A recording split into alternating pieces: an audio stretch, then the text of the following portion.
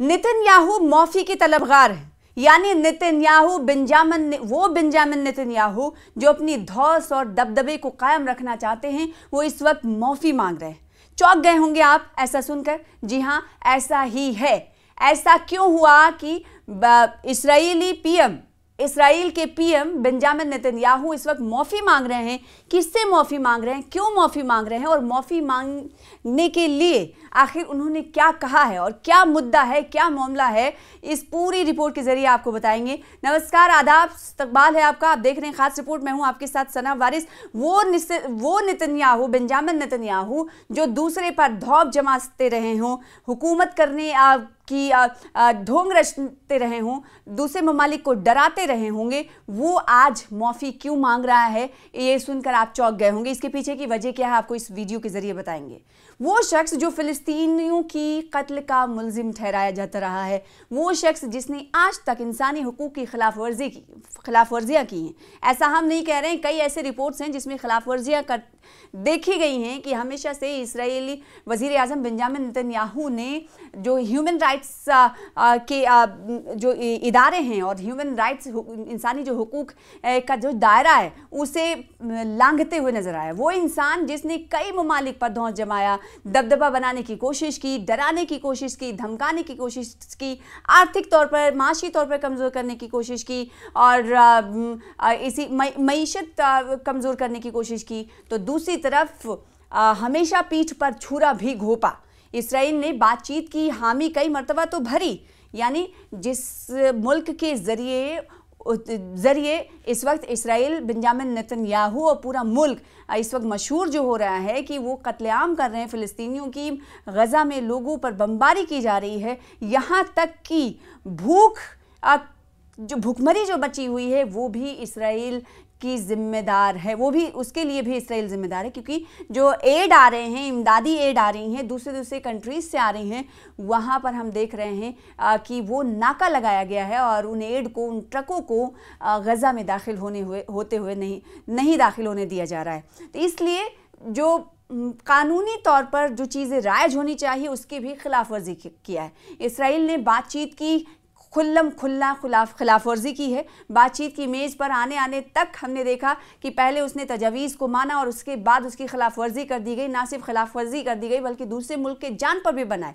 ताज़ा वाक़या कतर का ही ले लीजिए। कतर पर हमास के लीडरों के साथ बातचीत की शुरुआत हुई थी और फिर अचानक से ही इसराइल हमला कर देता है, जिसमें हमास के जो कदावर नेता थे वो बाल बच जाते हैं क्योंकि नमाज़ पढ़ने जाते हैं। तो ऐसे में इसराइल पर उस वक्त ये इल्ज़ाम आयद हुआ कि बातचीत का इशारा एक तरफ करता है और दूसरी तरफ से पीठ पर छुरा घोंपता है इसराइली, ना सिर्फ दूसरे ममालिक की तरफ बल्कि अंदरून इसराइल भी। बेंजामिन नेतन्याहू पर हमने देखा कि उनके अवाम की जानिब से भी मुखालिफत की जाती रही, नाराज़गी का इजहार किया जाता रहा। ना सिर्फ नाराज़गी और मुखालिफत बल्कि सड़कों पर उतर कर कई मरतबा हमने देखा कि एहतजाज भी बेंजामिन नेतन्याहू के खिलाफ किया गया। यानी अवाम नाराज़ होती तो सत्ता पलट जाती है, ये आपको मालूम ही होगा। तो यहाँ पर बेंजामिन नेतन्याहू के खिलाफ ये तमाम लोग सड़कों पर उतरे। ना सिर्फ सड़कों पर उतरे बल्कि प्रधानमंत्री के आवास के बाहर भी कई बार हमने देखा कि अब ज़ोरदार प्रदर्शन, ज़ोरदार एहतजाजी मुजाहरा हुआ।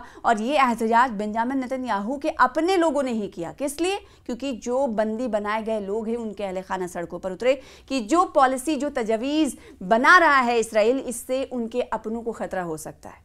वो बेंजामिन नेतन्याहू आज मौफी के तलबगार आखिर कैसे, क्यों यहाँ पर पहुंचे, क्या वजह है, क्या इसके पीछे की कहानी है, आपको इस वीडियो के जरिए बताएंगे। जी हाँ, और ये मौफी नामा जो है 111 सफ़े की है, यानी 111 सफ़े पर मुश्तमिल है मौफी नामा जो मांगा गया है उनकी तरफ से।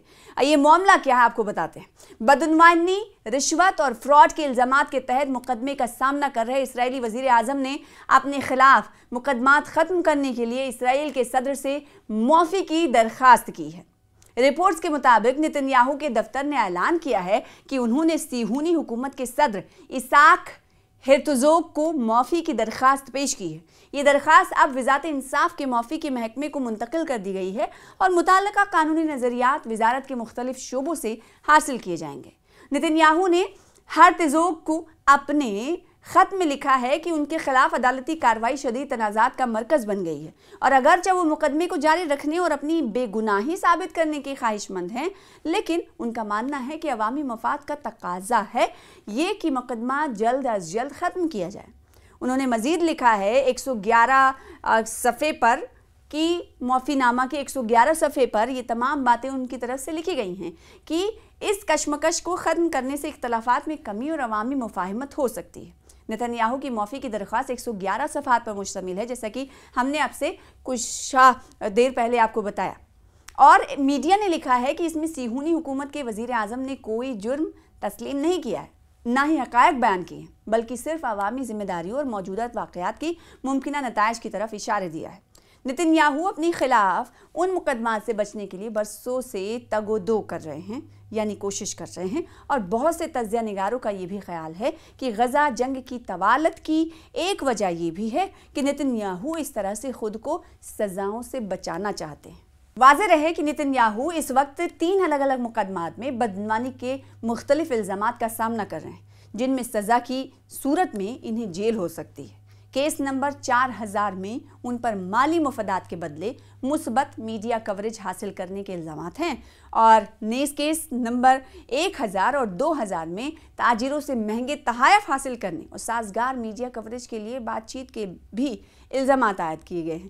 تو آپ اندازہ لگائیے، وہ شخص جو خود اپنے ملک میں الزامات سے گھرا ہوا ہو، مقدمات سے گھرا ہوا ہو، وہ اس وقت پاٹھ جمانے کی پورے دنیا میں کوشش کر رہا ہے، اور وہ ان ممالک سے دوری بنا رہا ہے جو اس وقت اس کے قتل و غارت گری کے تحت فلسطینی عوام، غزہ کی عوام صہیونی حکومت کے تحت اس وقت پریشان ہو رہی ہے، اور جو ممالک غزہ اور فلسطینیوں سے ہمدردی رکھ رہے ہیں انہیں بھی نشانہ بنانے کی کوشش کی جا رہی ہے۔ حالانکہ یہ ایسا نہیں ہے کہ صرف اور صرف اسرائیلیوں کے ذریعے ہم نے دیکھا کہ اسرائیلی اور الگ الگ ممالک کے ذریعے دیکھا گیا کہ کئی مرتبہ اسرائیل کو منہ کی کھانی پڑی۔ ایک بار پشیمانی کا سامنا اس وقت کرنا پڑا تھا اسرائیلی وزیر اعظم بنجامن نتن یاہو کو، جب پوری دنیا کے مندوبین موجود تھے، اور یہ موقع تھا UN جنرل اسمبلی کا، جب خطاب وہاں پر کیا جا رہا تھا تمام مندوبین کی طرف سے، اور جیسے ہی ڈائس پر پہنچنا ہوتا ہے اسرائیلی وزیر اعظم بنجامن نتن یاہو کا، ویسے ہی یونائٹڈ جنرل اسمبلی کے کئی مندوبین بائیکاٹ کرتے ہوئے تقریر کا باہر نکل جاتے ہیں۔ انٹرنیشنل عالمی پشیمانی کا سامنا اس وقت اسرائیلی وزیر اعظم بنجامن نتن یاہو کو کرنا پڑتا ہے، اور وہ صاف جھلکتا بھی ہے ان کے چہرے سے۔ اور اس کے بعد ہم نے دیکھا، یا پھر اس سے پہلے بھی ہم نے دیکھا کہ کئی مرتبہ وہ میڈیا سے مخاطب ہوئے اسرائیلی وزیر اعظم بنجامن نتن یاہو، انہوں نے کہا کہ ہمیں آئسولیٹ رہنے کے لیے تیار رہنا چاہیے، یعنی ان کو یہ معلوم ہے، اسرائیل یہ جانتا ہے کہ اس وقت وہ جو کر رہا ہے اس سے اسے آئسولیشن میں رکھا جا سکتا ہے، کسی طرح کا ٹریڈ اس کے ساتھ کر سکتے، دوسرے ممالک ہاتھ پیچھے کھینچ سکتے، لیکن پھر بھی کرتا وہی ہے جس کو وہ کرتا آ رہا ہے، یعنی جو معصوم لوگ ہیں ان کی جانیں لیتا۔ اور ایسا نہیں ہے کہ اس حوالے سے انسانی حقوق کے کارندوں کی طرف سے، یا پھر عالمی سطح کے کارسازوں کی طرف سے، یا پھر یونائٹڈ نیشنز کی طرف سے، اور یونائٹڈ نیشن ہیومن رائٹس کی طرف سے سوال نہیں اٹھایا گیا۔ اکثر و بیشتر سوال اٹھایا جاتا ہے، بلکہ مندوبین بھی بھیجے جاتے ہیں کہ وہاں جا کر دیکھیں کہ ایکچول میں کنڈیشن کیا ہے، کیونکہ ہم یہ جانتے ہیں کہ جب بیان جاری کیا جاتا ہے تو اس بیان کے ذریعے کہا جائے اسرائیل کبھی ایکسیپٹ نہیں کرتا ہے، حالانکہ تردید ہی کرتا ہے، لیکن جو مندوبین جاتے ہیں وہ زمینی حالات دیکھ کر آتے ہیں۔ ان کا کہنا یہ ہوتا ہے کہ آخری سطح تک لوگ وہاں پر جھیل چکے ہیں، کھانا نہیں مل رہا ہے۔ آپ نے دیکھا ہوگا کہ ایئر ڈراپس کے پیچھے پورے علاقے کے لوگ بھاگتے رہتے تھے، اس بھگدڑ میں بھی کئی لوگوں کی موت ہوئی، بھوک مری کا مال نیوٹریشن کا شکار ہو جا رہے ہیں بچے، اور جہاں پر جب بیمار ہو کر اسپتالوں میں بھرتی کیے جا رہے ہیں تو وہاں پر بھی بمباری کر دیتا ہے اسرائیل۔